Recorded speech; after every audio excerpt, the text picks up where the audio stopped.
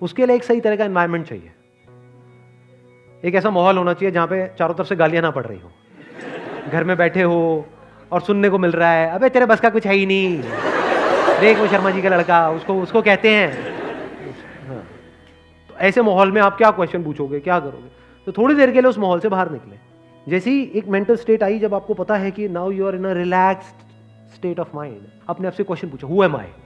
अब अपनी लेयर्स को देखते चले जाओ, जवाब दो, कौन हो सकता है आपके एकदम से अंदर से आएगा, अच्छा मैं पप्पू हूं। तो एक क्वेश्चन मार्क लगाओ, तो पप्पू तो पूरी दुनिया आपको समझती है, क्या आप एक्चुअल में पप्पू हो? या पिंकी हूं, मैं पिंकी हूं, इसीलिए मेरे से कोई पूछता है मेरा फेवरेट कलर क्या है, पिंक है, क्योंकि मैं पिंकी हूं। तो क्वेश्चन मार्क लगाओ, आपका नाम पिंकी से हटा करके टिंकी भी रख दिया जाए तो प्रॉब्लम क्या है? कोई प्रॉब्लम नहीं है, तो इसका मतलब पिंकी नहीं हो। तो इस इंक्वायरी से क्या हो रहा है आप देख रहे हो?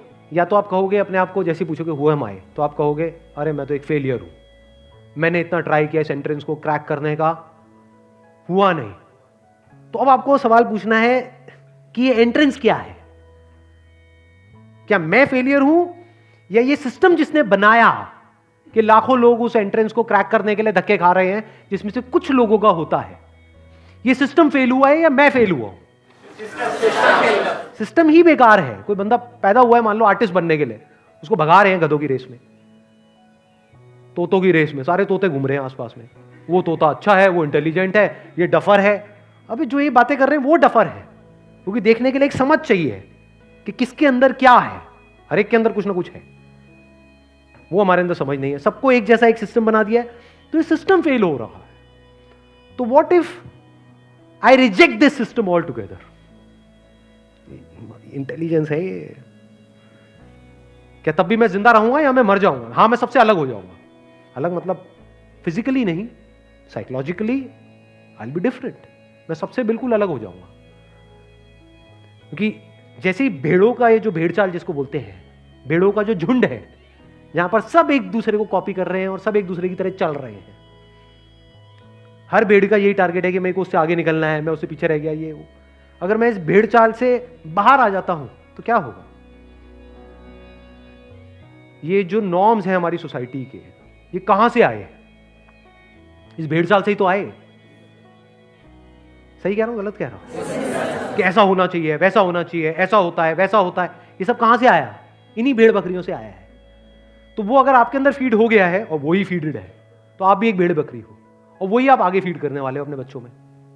तो once you start putting a question mark on all of this, how is that possible? Who am आई?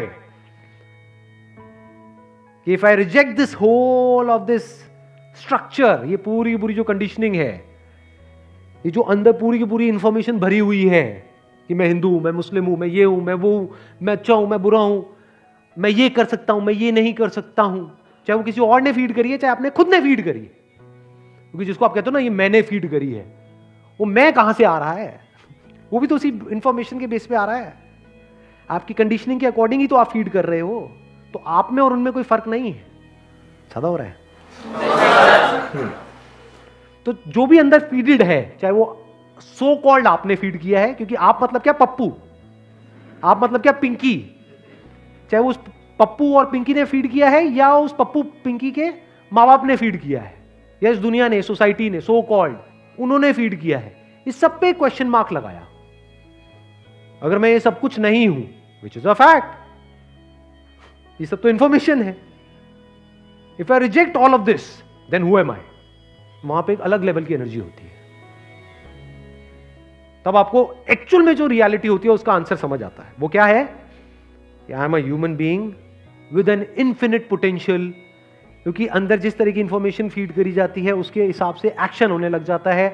जिस लेवल की इंफॉर्मेशन होती है उस लेवल का एक्शन होता है, उसी लेवल के रिजल्ट्स आते हैं। तो this information can be changed, it can be altered, so the result and the outcome can also be changed, it can also be altered.